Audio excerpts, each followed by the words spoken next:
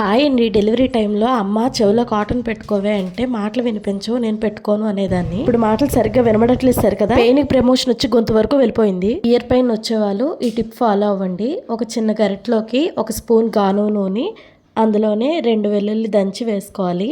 సిమ్లోని ఇలాగ కలుపుతూ 5 సెకండ్స్కి నూనె ఇలా మరగడం స్టార్ట్ అవుతుంది. ఇలా కలుపుతూ ఉంటే వెల్లుల్లి సారం అంతా ఆయిల్లోకి దిగుతుంది. అప్పుడు స్టవ్ కట్టేసుకొని ఆయిల్ పూర్తిగా చల్లారనివ్వాలి. ఆయిల్ చల్లారకుండా చెవిలో పోసుకుంటే నొప్పి కన్నా ముందు చెవి పోతుంది. ఆయిల్ పూర్తిగా చల్లారిన తర్వాత వెల్లుల్లి రెక్కలు లేకుండా ఆయిల్ మాత్రం ఇలా స్పూన్లో ఫిల్టర్ చేసుకొని చెవిలో వేసుకోవాలి.